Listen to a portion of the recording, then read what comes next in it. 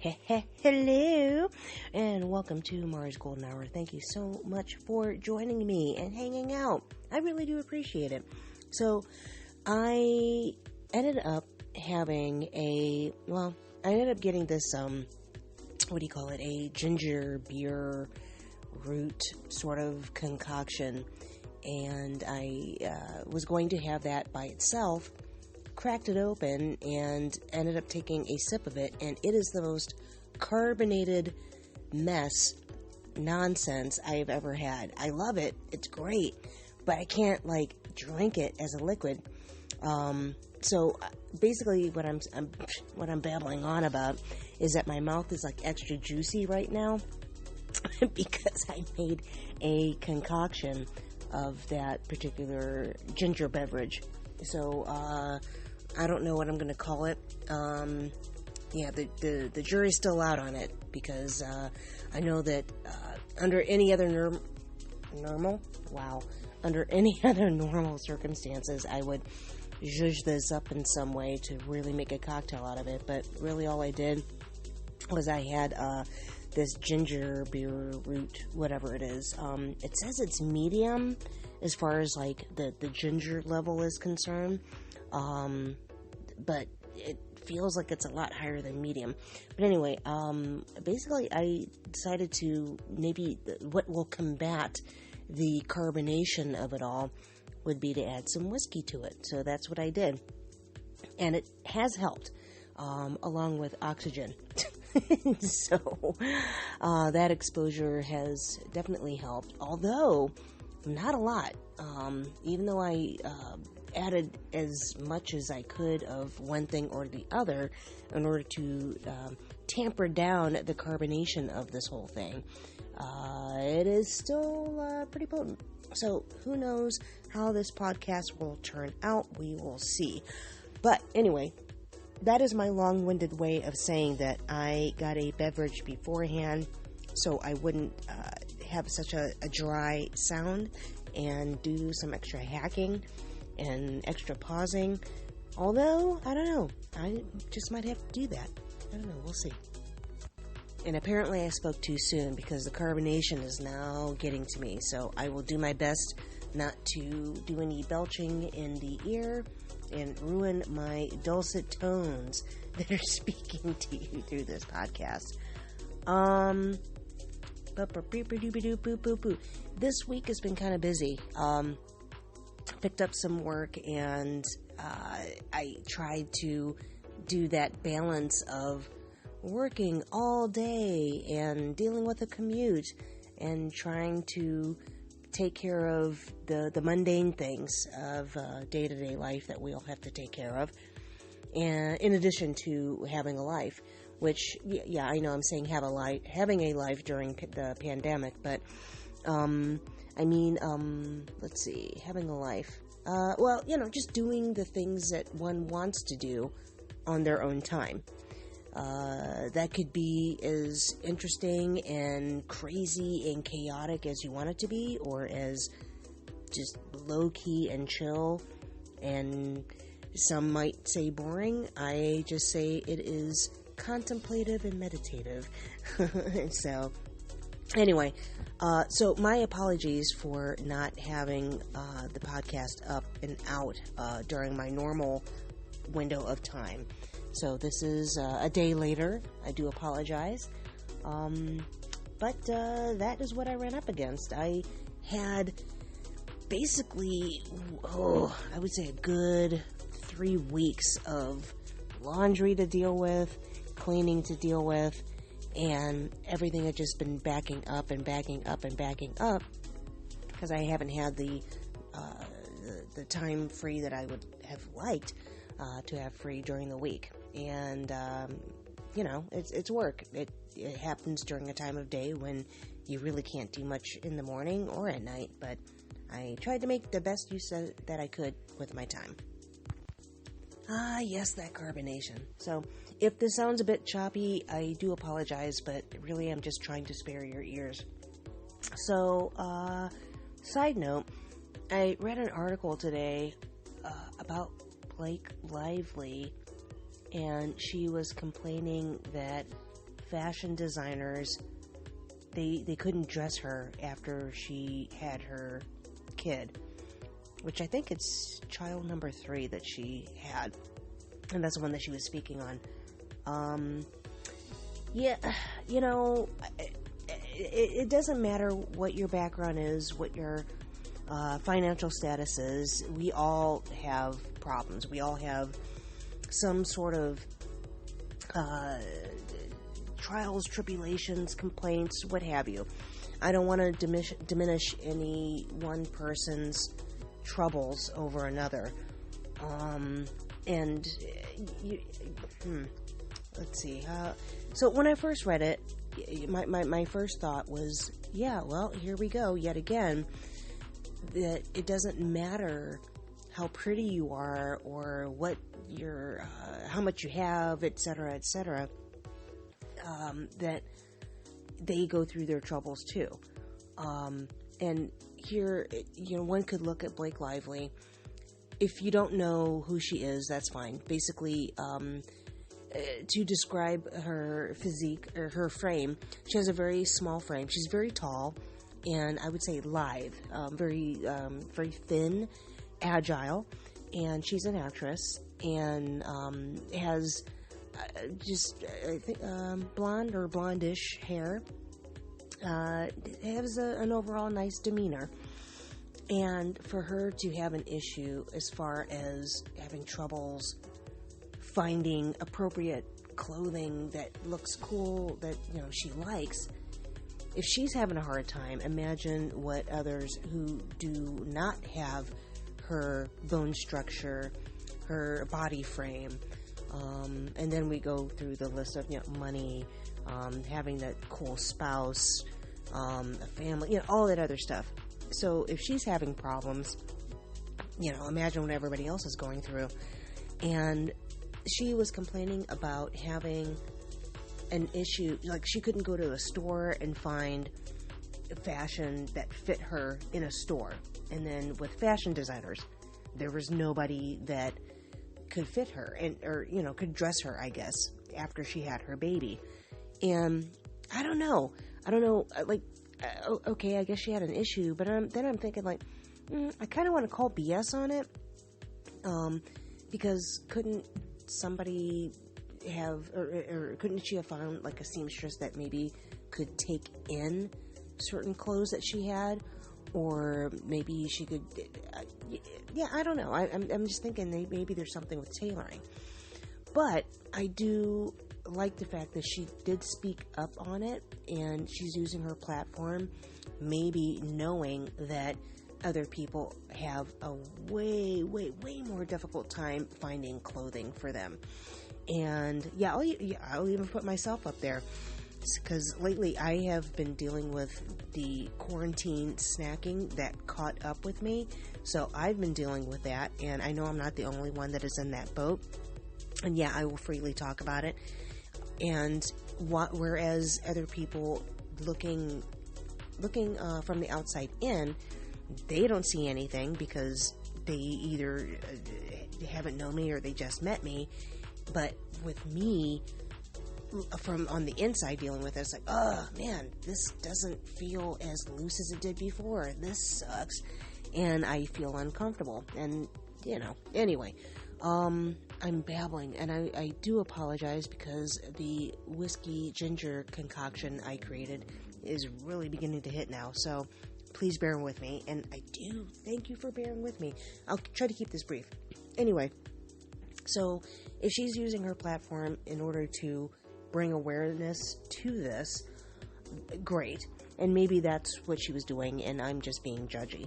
And I'm also probably being judgy and being insecure and just kind of wrapped up in my own feelings. So anyway, if she's trying to just spread that knowledge and awareness and kind of point fingers at the fashion designers to do better, and not just do better by her, but do better like for everybody, then you know what? Cool.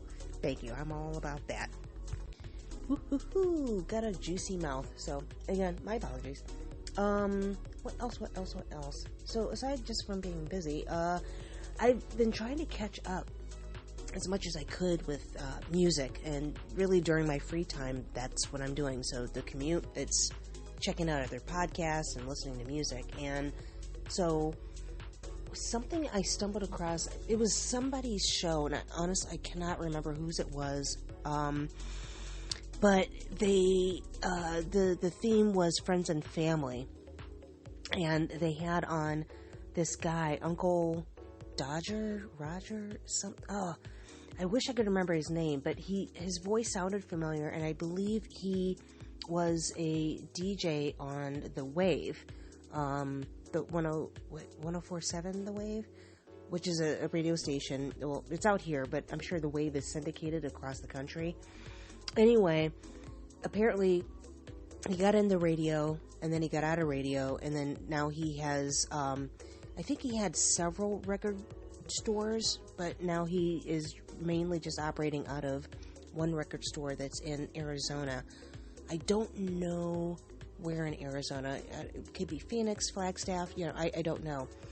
But, so this guy, this DJ, and one of his general managers of the store, they were just going down their greatest hits of music and the kind of music that they sell and how their business has been going.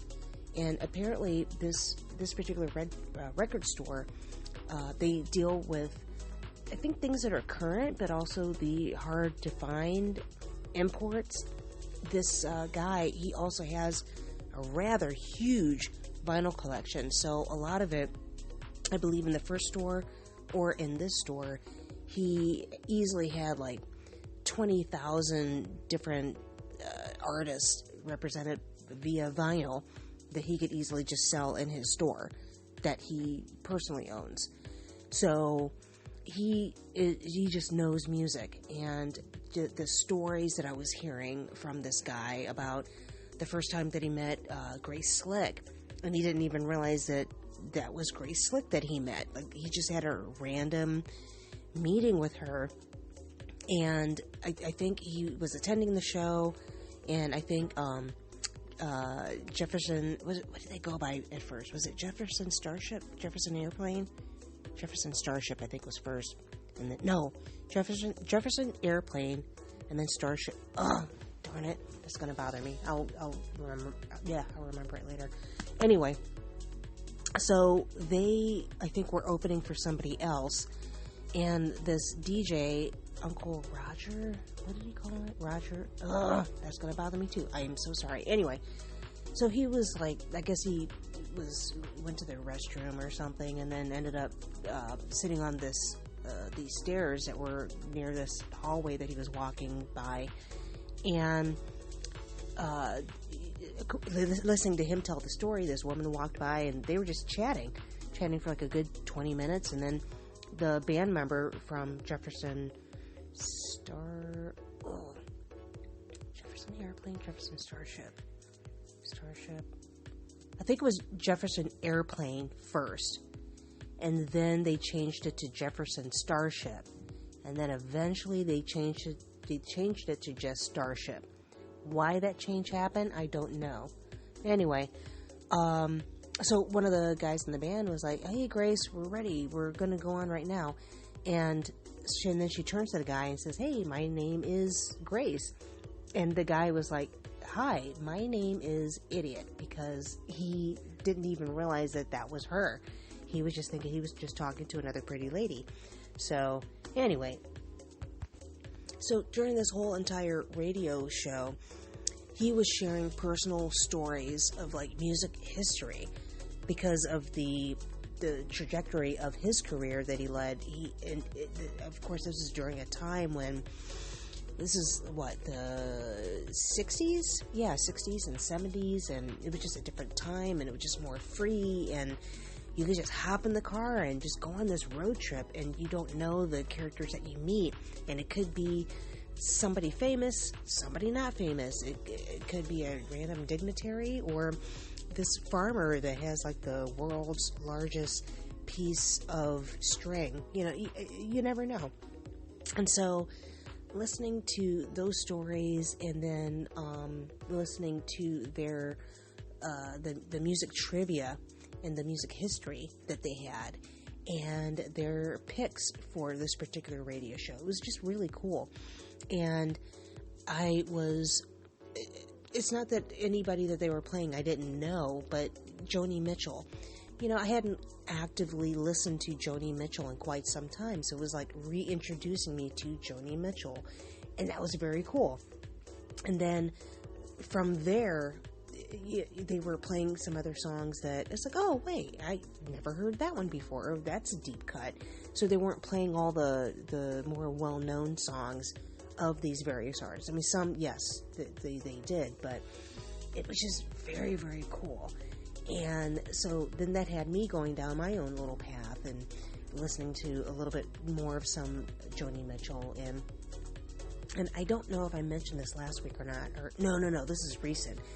Hearing, Red Hot Chili Peppers, the Blood Sugar Sex Magic album, Breaking the Girl. I heard that randomly on the radio this week, and it was like 1991. And it's like 1991, you like to read that, to see that, and to hear that. It's like 1991. It's not that long ago, but in a way, it's like that feels like that was so long ago. Like if somebody says 1945, it's like, ooh, that's not now. So let's see, what else? So then, hearing Joni Mitchell, it's like, oh yeah, that's right. Like, I'm not generally into her style of music, but Joni Mitchell is like, well, how can you not like Joni Mitchell? And so from there, I kind of went down a bit of a rabbit hole, and I heard this artist, what's her name? Laura Marling, and Marling, and there's a song that she was singing, what's it called? Alexandra. And I swear when I heard that, I was thinking, oh, well, here's this folk artist. I wonder when they came out with this song. Because it has a song that sounds very 60s, that, like, not quite hippie, but just like, very folk, and yeah, dare I say hippie, but it's just very calming folk music. It just has that sound to it. And I looked it up, and this particular song, Alexandra, it was released in the spring of 2020. And it's just, that blows me away when people just genuinely have that sound, and it's not like they're trying to affect something. It's like they're, going about things that hipster route, just because they can. Or it's like, oh, here's this, like, quirky thing, and we're gonna play a mandolin because it's quirky and it's ironic, I'm glad. I feel like we're kind of like moving out of that, and people are saying and wearing and playing and eating and drinking and doing the things genuinely because they enjoy it, and not to have this affectation of something. So anyway, check her out, Laura Marling. Yeah, she has like a decent sort of, it sounds like she has a decent origin story about her when I ended up doing a little bit more investigation on her. Sam Cooke, rest in peace. Yeah, it was his birthday over, I think, was it this weekend? Or no, last weekend. It was his birthday, and just listening to all of his old hits and all the songs that he wrote and sang, and I don't know if he produced it all. I feel like he did, or he did, and he didn't get credit for it, so that's likely as well. But had he lived, I think he would have been 96 this past weekend, I think. So yeah, just that really good music, and anytime I hear like music, there was oh my gosh, I can't believe this popped in my mind, but I don't know if it was like in first grade or third grade, and like every year you have to do like some sort of like class production, or it's like that, or grade production. And like the third grade is going to do their spring show, or the fall music, or the choir stuff, and as a grade you do things. And it was either in first grade or third grade, and I don't know if the theme was like Americana, or blah blah blah across the nation, or like music across the nation, or crap people did a long time ago across the U.S. And there was this one song, oh my gosh, I just remember like being on those school risers and singing this song. It is like the hokiest stuff, and this song was like, and I cannot believe I remember this. And yeah, I'm gonna sing it. I try to, but it's music, good old American music, good old American music, it's in the air. And then chorus 2, music, good old American music, good old American music, it's everywhere. That was the chorus. That was it. That was the banger back in first or third grade. Music, good old American music. It's in the air. It's everywhere. And we just pretty much sang variations of that for that song. And that's how it closed. Anyway.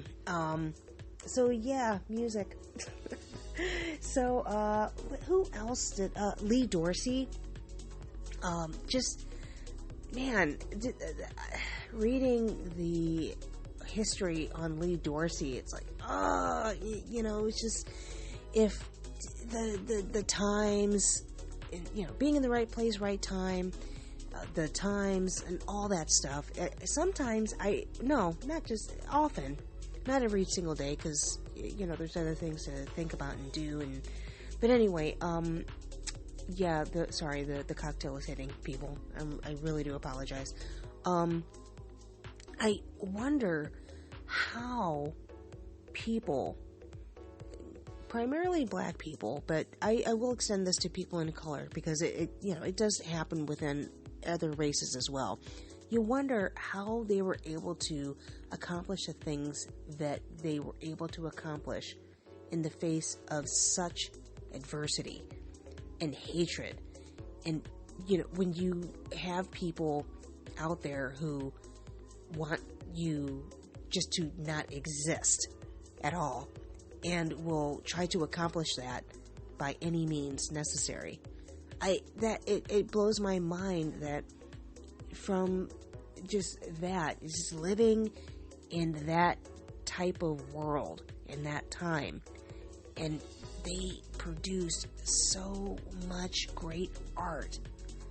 That is just so impressive. So, I heard Lee Dorsey's working in a coal mine, which it's so hard not to hear Devo. When you hear that song, it's like, damn it. And I wish that Devo, and maybe Devo in their own right, they pay tribute to Lee Dorsey, but I don't think people knew that Devo, whenever they did that cover, I don't think they realized that, that is a cover, or Lee Dorsey is the reason why this band is singing this song, Let's see what else. So I'm throwing out names of artists and their songs, and it's just songs that just really, just something, Jeff Buckley, Grace. I think I heard that song, part of that song briefly ages ago, but it didn't really stick out, because, the song that everybody knows and hears constantly is Hallelujah. But Grace, it's like, oh wow, man, why did he have to be stupid and go the way that he go the way that he went, sorry. But yeah, Jeff Buckley, Grace, something that's new or new-ish, I'm not too sure when it came out, the band is called Beach Bunny, and the song is Good Girls, and in parentheses it's Don't Get Used. And it has that like girl group, grungy, punk and poppy, like it kind of catches in your ear. It's like, oh, all right, it's gonna get me, whether you like the song or not. It has a kind of vibe to it. Let's see what else. Django Django, Glowing in the Dark. That one, I think, when did it come out? I think that came out November, like fall 2020, I think. But there's something about it. It's like, it's very club, and it has that it's very like festival circuit. But Django Django, Glowing in the Dark, I love it. It's, yeah. And weirdly enough, I feel like that song, it could have been released in like, 1990 something, or, early aughts. And it's like, yeah, I believe it came out then, and maybe, people slept on it, along with it coming out, fall of this, last year. Who else? Weezer, they have a new single, All My Favorite Songs. And man, just listening to it, it's like, yep, okay, of course, this is Weezer. Yep, Weezer doing it again. So, Rivers Cuomo, I gotta love him. Yeah, I felt seen and heard, like, just real hard listening to that one. And, yeah, I'm with Leslie Jones. If she, in fact, really does love Weezer, which, I don't know, part of me suspects that she really does, actually. I am, just loving Weezer. I've always had, like, my crush on Weezer and all things Weezer. So, anyway, I believe I mentioned this last week, Depeche Mode, Walking in My Shoes. Man, and listening to that, like, in stereo loud, it's like, yes. It takes me back. I listen to that song, and I just have stories, and that stories of just freedom, just being free, and just like, and having the sound just like sweep you up. And listening to that also ticked off a memory of, I was working at this place in Cleveland. It's called the Convocation Center. At least it was called the Convocation Center when I was working there. And then I think it's changed to something else. I can't remember the name of it. But anyway, it's this, I think it seats about, I used to remember this. I don't know if it's like 4,000. No, it's more than, I think like 10,000. Roughly 10,000 or so people in this arena. So it's sort of like a baby arena, compared to the larger arena, which is called Gund Arena, which we used to nickname it Gonorrhea. I know, stupid. But now it's changed so many corporate names since since its first inception. But it's the huge, large arena. That's where everybody, like all the professional sports get played. So the Cavs and the huge concerts are there.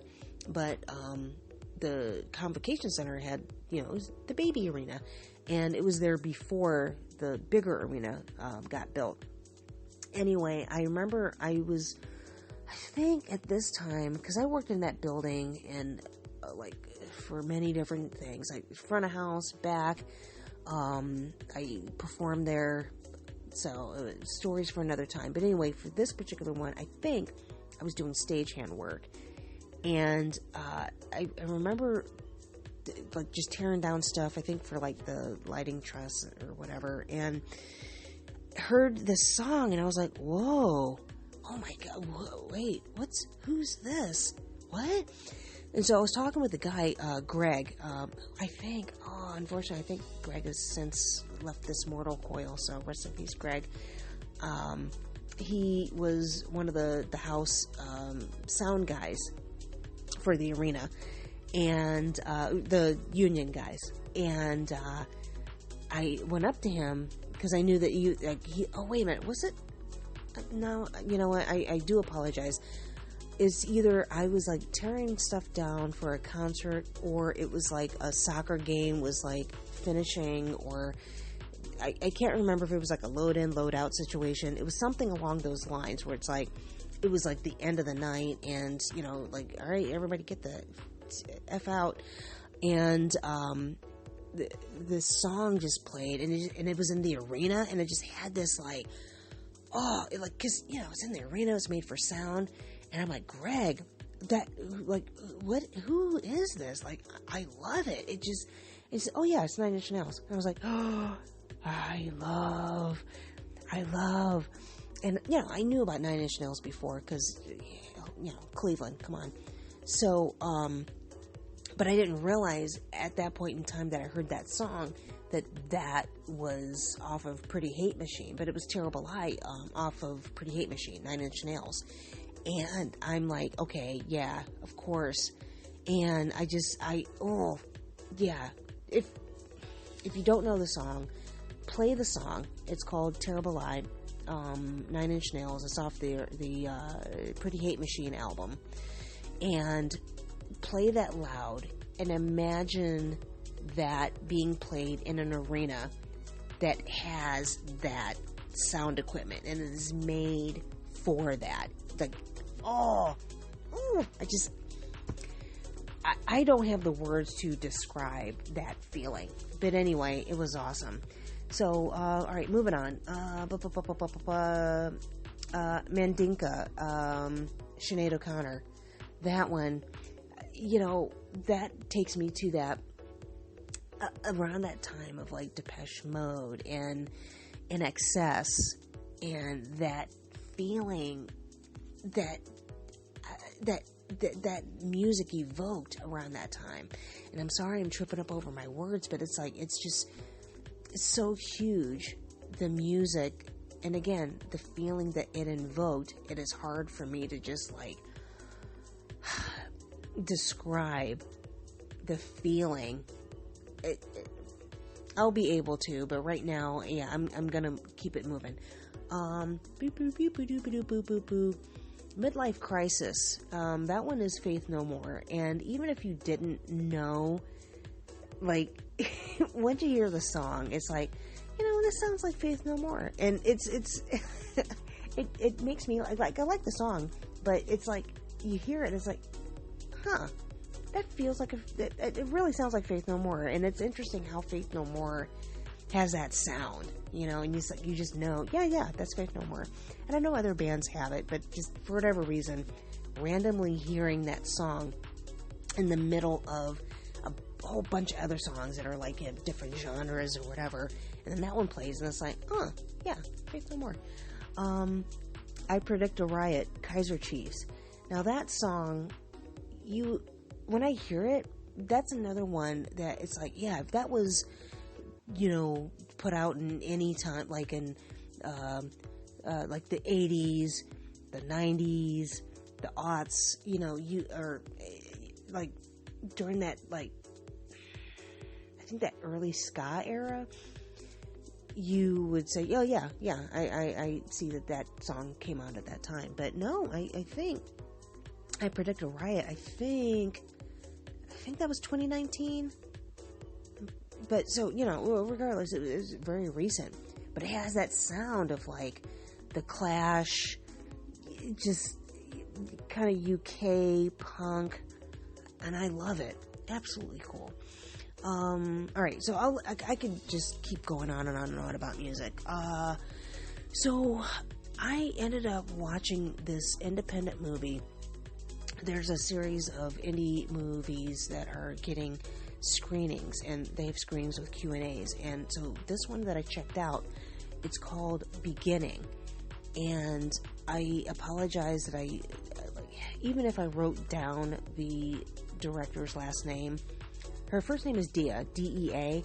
Last name is like K-H, and just it's a pretty long name, and I should have written it down so that way I could at least spell it out. But if you put in Beginning, independent movie, it was, I believe it's a foreign film, and it's Georgian, like not Georgia, like Atlanta, Georgia, but like Georgian, like overseas Europe, or Eastern Europe, Georgian, or no. Oh, now geography is going to bite me in the butt. My apologies. and hopefully I'm not slurring my words at this point. But anyway, so it's a really compelling film, and if you've been keeping up with me, I don't like to give away any plot for a movie at all whatsoever, because I don't want to ruin the movie experience for anybody. I hate it when people do that with me, even though they're like, oh, I'm not giving away anything, but I need to tell you about this part, and inevitably they do give it away. They whenever they share anything about a film, they take away, at least for me, the surprise of the film. And what I will say, I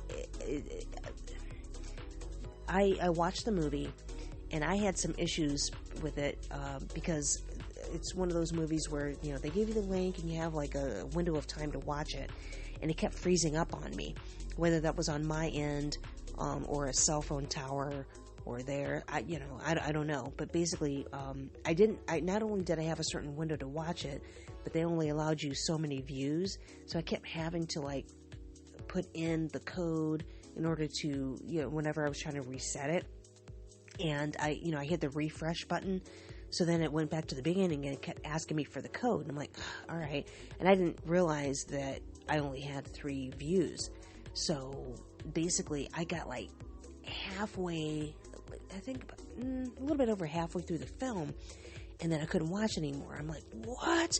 So then I wrote a letter to the manager, and I'm like, hey, it was a great movie, got about halfway through, can you extend it? Or, I had to put in a request to view it. And so basically I found out I was dealing with people that were in the UK as a press team there.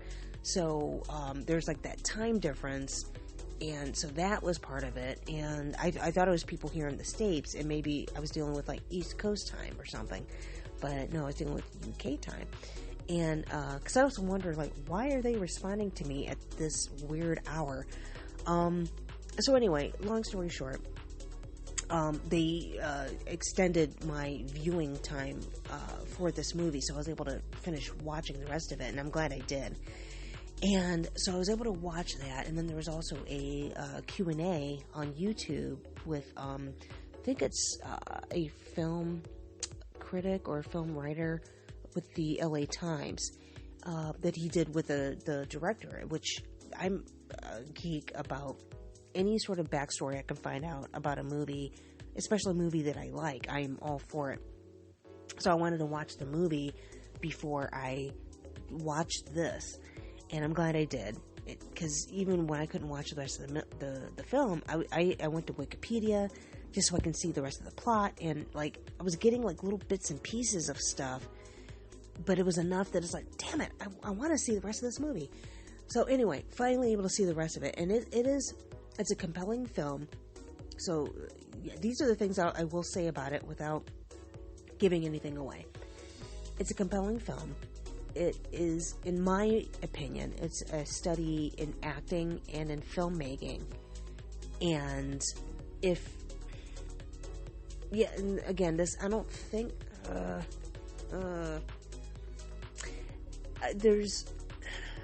it's a study in acting and filmmaking. I don't, because I know even the other things that I do have to say about this, I don't want to bring it up because I don't want to ruin your experience with potentially watching this film. So I'll keep that to myself. So if you do watch it, let me know, and then I will go into my opinion on this. Everything else I have to say about it, darn it, maybe I'll save it for next week. Yeah, I'll save it for next week. But try to check out the film. It's called Beginning, and look up independent film. I think they showed at Sundance, and they won awards, and it's just watch it. And it is I think a little bit over 2 hours, so be prepared for that, and be prepared for breaks. You taking breaks if you need to, which personally I love that, as far as being able to watch movies at home. Like, I like to be able to pause it so I can get up and get something to drink, go to the bathroom, all that stuff. Although the movie experience, for like, there's something to be said for that too, but I don't know about you, but all too often I was running into too many people that were like on their phones or they're talking, and they weren't enjoying the actual movie. Let's see, doing a lot of reading along with watching various clips of movies and listening to music. And the latest author that I have been checking out and digging, and I want to see more of her stuff. Her name is Mia Sosa, and this is in the realm of like rom-com, getting into like I don't want to say trashy, because I think they've moved beyond like, you know, ripping the bodices, or maybe they haven't, and maybe it's like just different sub-genres, but this would be in the rom-com. It does have some racy bits, but it's not like overtly racy. Which actually, I think the author I mentioned in the last podcast, her sex scenes, like, she led up to it, and you knew that they did things, but it's like she kind of like treated it like maybe a PG-13 movie, where it's like you saw it, or you saw that they were kissing and you knew what was going to happen, and then they just skipped over all the sex and they went to like the aftermath, or the afterglow, and you saw them in bed, you know, with like sheets covering things. That's kind of how the other author that I mentioned wrote. And you know what? In a way, I kind of appreciated it, because if you read a lot of those books, it's like they go into detail, and it's like, okay, that's great, I guess, if you're in the mood for it. Which, whenever I would read those, it's like I was in the mood for it. Going into it blind with this other author, again, why can't I remember her name? Alicia Ray. I think that's who it is. I think. Yeah, it was kind of refreshing. No, it wasn't her. Oh, I can't remember the author. Darn it. Oh, Jasmine Gilroy. Yes, that's her. She's the one that, like, would, you know, lead up to and all that anticipation, and then they kiss, and then they take off the clothes, and then we get to, you skip over that. You just get just to the cusp of, and then you leave the characters in the book to their privacy. And then you get to the other stuff after. So, but in the way that it was written, it's like you still got all the juicy stuff, but it wasn't like in your face. So, let's see. So, Mia Sosa, this one, I don't know what her ethnic background is. I can assume that she might be Brazilian, or from Brazil.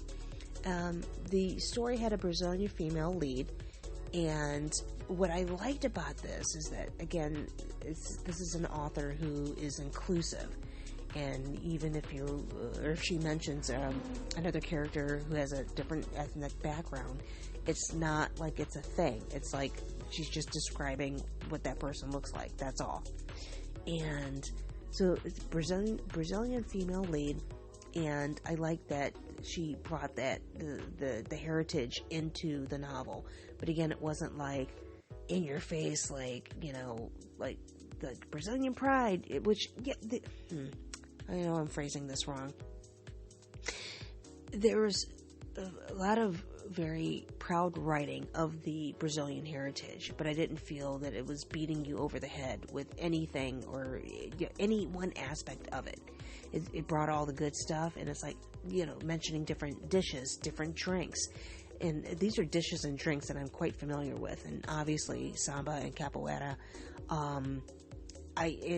These are things that are just all very cool. But again, it wasn't like making you feel excluded because they are so heavy into their culture. Sorry, I lost my train of thought because I thought I saw something.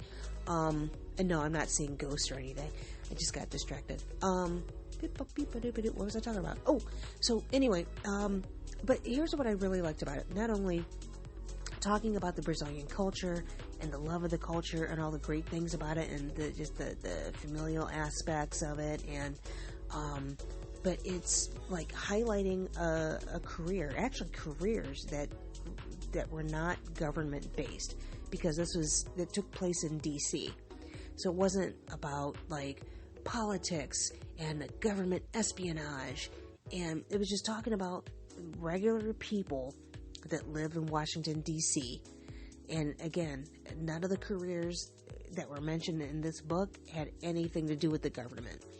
And but they talked about Brazilian culture, and it was just kind of great to delve in this world and into, I don't know, I love the fantasy of books like this. Not fantasy, because this is based in realism, but right now I can't just like up and go to Washington DC. I can't just up and go to Brazil and have a particular dish. I know I could up and go to a Brazilian restaurant and either, take my food to go and what have you, but you know what I mean? I can't like just fully immerse myself in the culture in the way that you want to. The other thing I liked about this book is that I believe when she wrote it, actually, hold on, I can go look right now. Let's see. Because I think she wrote this during the pandemic. The copyright is in 2020, and so I think this, depending upon when, this was like right at the beginning of the pandemic, I think. So for her to write this, and it, there was no gloom and doom in it, and she was just able to write a story. And because that was my curiosity, I think I may have mentioned this at the last podcast. I wonder, for authors that are writing books right now, if it has pandemic tinged like little tidbits weaved in the storyline somehow, like that's happening, like there's a universe of the characters in the book, but then like outside of that, it's like, oh yeah, there's this thing, like it's part of like the history of like within that world, I guess. I don't know. Anyway, so Mia Sosa, the book that I read, it's called The Worst Best Man.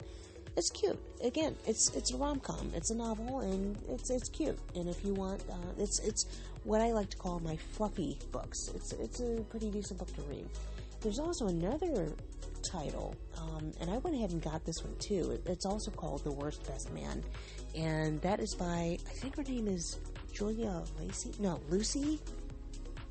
What? Oh, darn it, now I can't remember. Lucy Score, The Worst Best Man. And that one I think is a little bit more on the racy side. And I went ahead and got both titles. I was looking for, I think Mia Sosa's book is the one that I was looking for, but then I saw that other one. I'm like, let me just go ahead and get it. And I didn't bother reading to see what it was about. I'm like, can't be all that bad no matter what it is. So that was me just taking a chance, and I kind of liked it. It wasn't bad. Again, but that one's more racy. So, now, on the like more sad end, Cicely Tyson ended up passing away this past weekend, and she, wow, what a great actress. Just a powerful woman, author, actor, and she played characters of great substance. And I remember seeing her for the very first time there was a movie that Richard Pryor did called Bustin' Loose. And this particular Richard Pryor movie, I think he played like an ex-con that, as part of his parole officer, I think, was seeing Cicely Tyson's character, or he was interested in her, I can't remember. But part of Richard Pryor's, his character's parole duties was to take Cicely Tyson and this group of school kids, I guess across the country, to a new school that they were relocating to. And I think it was a school that was like, oh yeah, and I remember it's, I don't know if her father had a farm, and so she was gonna like relocate the school from like, I don't know, someplace in New York to this farm in someplace in the South, or maybe like Texas, I can't remember. And, and then, the storyline and hilarity ensues. But it's not like a comedy per se. So, but yeah, that's where I think I first saw Cicely Tyson. And then in more recent years as playing the mother of Viola Davis's character on Scandal, which is like, I was just so jazzed that she was still acting. And that she was acting doing meaty stuff, because the character that she played on Scandal, it was complex, and I love that she didn't shy away from it. And it's like, Miss Tyson, she's still doing her thing. I love that. And a quote that I saw, just a very quick clip, quote from the New York Times. Had a good quote that Cicely Tyson kept it together so we didn't fall apart. And that in itself it's like, okay, Miss Cicely, there we go. But another one that I read an article that was paying respects to Madame Tyson, and I think this was like the day of her passing. Yeah, and it was a quote that's also by her manager that she's had for like 40 years, and it said, her manager said that Cicely thought of her new memoir as a Christmas tree decorated with all the ornaments of her personal and professional life. Today, she placed the last ornament, a star, on top of the tree. And that, in and of itself, that's Miss Tyson. And her memoir is Just As I Am. And from what I gathered, it was released 2 days before she passed. And I'm just happy that we have this memoir. And, yeah, I believe, I know that the Columbus Metro, they got the quick pick copies, like a bunch of them, that were quick pick copies of the book until they ran out. And I don't know if it's just Columbus Metro or all the libraries across the country have done that, but I hope to be able to check that out myself. Just As I Am, Cicely Tyson's memoir. It's bound to be a really good read. And, I remember, I think, Cicely Tyson was also in Roots, and I think she played Kunta Kinte's mom, I think, and I believe, was it LeVar Burton that played Kunta Kinte?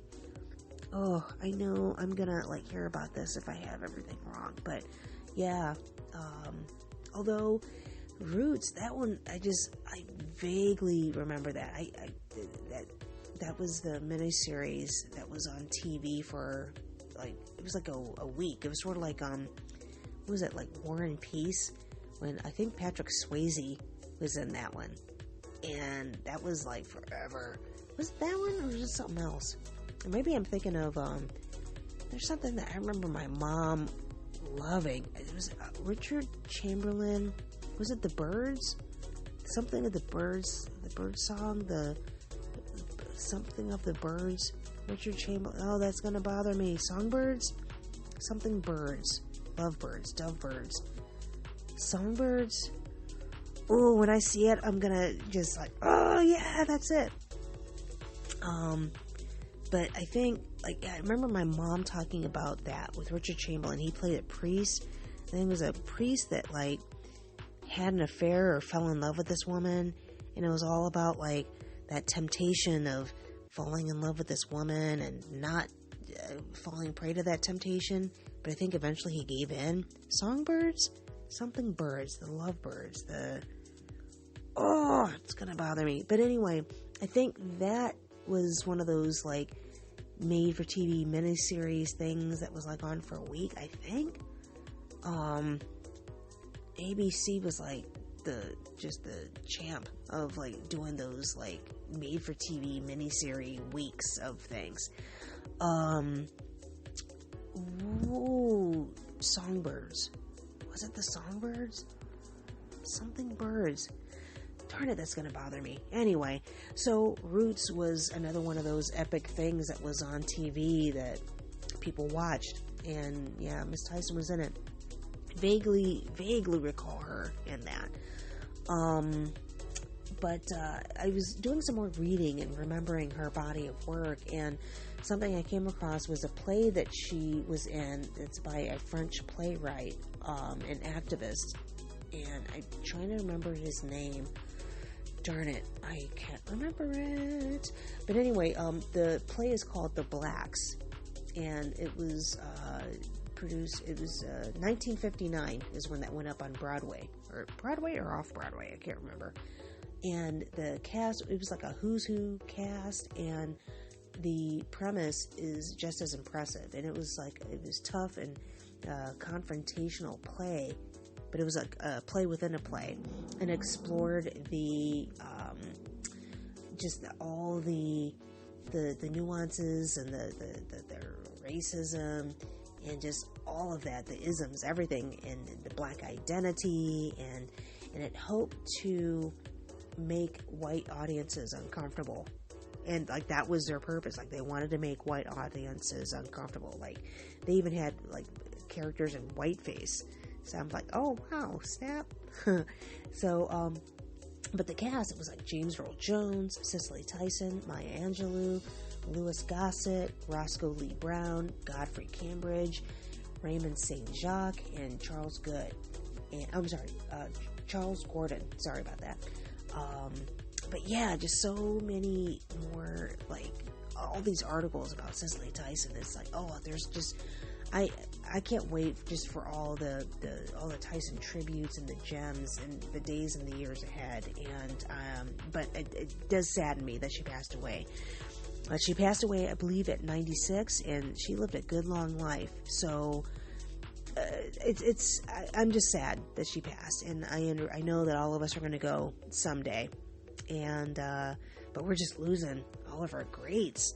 And Hank Aaron passing away, rest in peace to Hank Aaron. And I know there's controversy about that. I only recently found out, and just in talking with my brother yesterday about the controversy. I didn't realize that there was controversy around it, but I'm like, oh, all right, well, yeah, not surprised. But you know, I'm gonna end the podcast, but I want to end it on a happy note. So I don't want it to be in gloom and doom, or me just all in my cups. Is that the phrasing? Like they're tipping the cup, or you're in the cup, and you're kind of like sauced a little bit. Although I'm not sauced, just mildly like woo. So happy note. Over the week I was just catching up on all the various like TV shows that are available online, and there are like clips of TV things, and like looking at doggy videos and the old episodes of various drag race commentaries and things. And because I love drag, love it, love my gays, love drag, love spectacle of it. But you know, I've always loved dressing up and makeup and just sparkly things, and the drag performers seem to enjoy that. So, you know, we have those things in common. Also, just jazz that Desus and Mero, they're starting up, I believe it's season 3, so they're back online and doing things, so we'll be graced with more of those clips. And I don't know if I've mentioned this before, but Amber Ruffin having her own show, I am living for it. She did one, and darn it, I should have written this down, but one of the ones that she did, her and Tarek did a play on cabaret. Oh, it's called Bore Me. So if you can just type in Amber Ruffin or Amber Ruffin show and put in Bore Me, like B-O-R me, like bore me to tears, it is just, the theater geek in me was just loving it. Loving it. What else have I been looking at? Wild 'N Out, which I didn't watch much Wild 'N Out when it was first on MTV.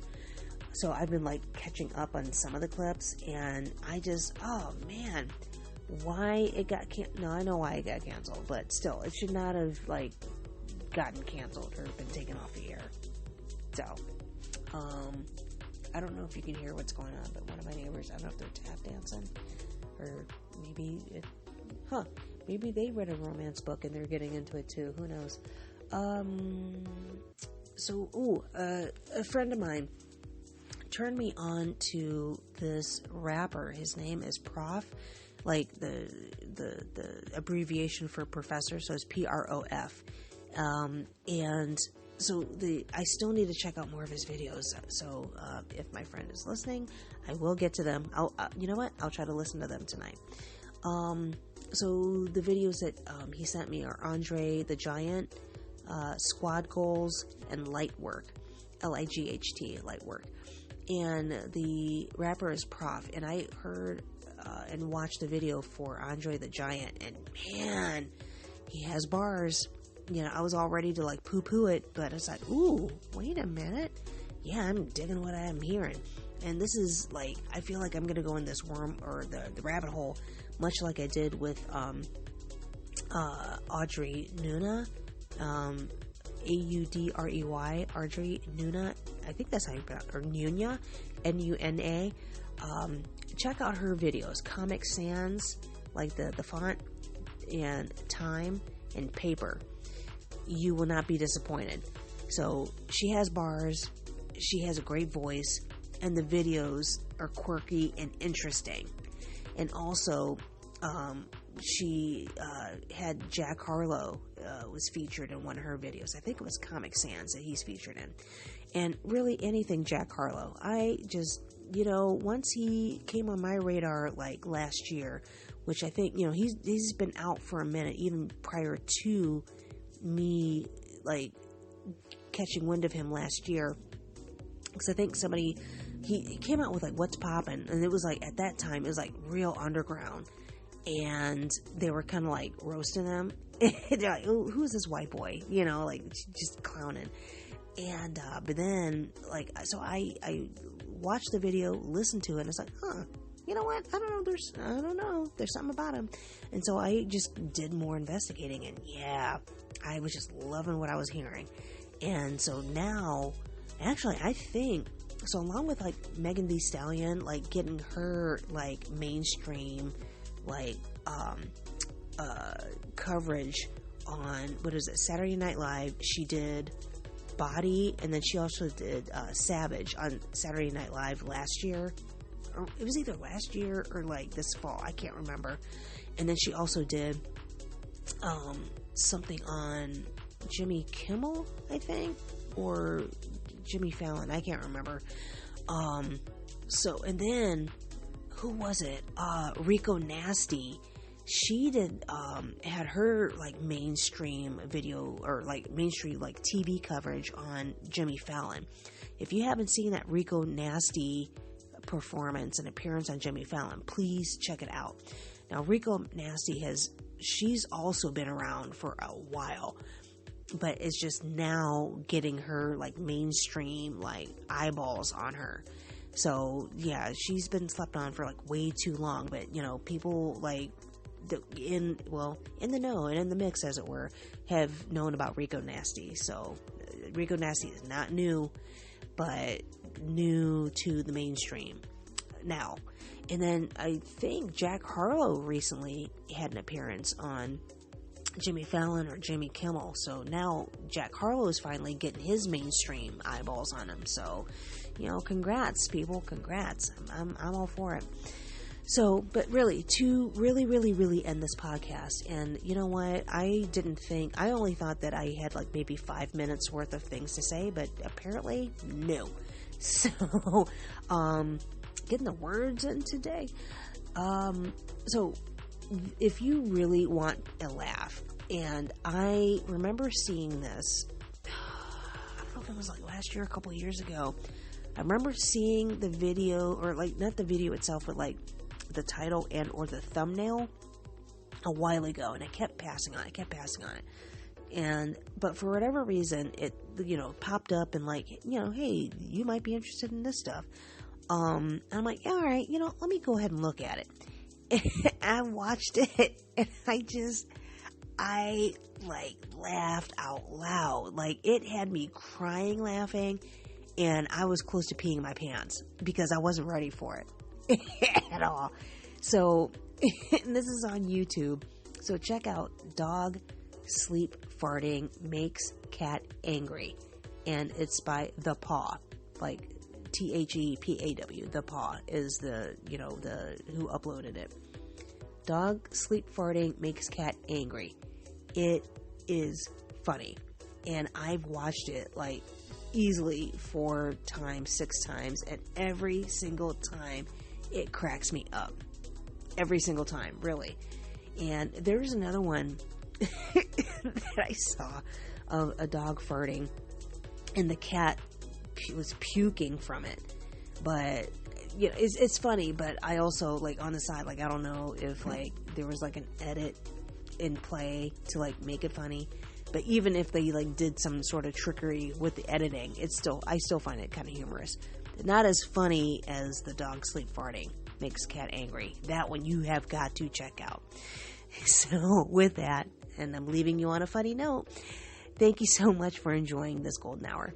And thank you for, whether you want to check it out on my YouTube channel, which is Mari's Golden Hour, which there I also post videos and just some silly stuff, maybe some serious stuff, but feel free to go ahead and peruse that if you're on Podbean or any other platform for podcasting you're checking it out on. I really do appreciate it, and thank you so much, and enjoy your golden hour. Ciao, ciao. Oh, and really, before I leave, I don't know if it's going to rain next week, but please drive safe in your weather. Whether it is snowing out there, it is raining out there, just be careful. I don't have to work. Well, no, actually, there was some hail. I drove in hail earlier this week. It wasn't a lot, but it was some. But it was hail in the one area where I had to drive, but then, like, not in the area where I was working at. And it was just a matter of, like, maybe 15, 20 minutes. And so, please be careful. And if it does rain, I welcome it. I welcome any weather change. I love it, love it, love it. And we desperately always, always need the water. So, again, I'm really, really, really going to leave. I don't know why I'm repeating everything 3 times over, but I am. So, thank you again for hanging out with me for my golden hour. And stay safe, stay sane, stay fun, stay happy, stay zen, and enjoy your golden hour.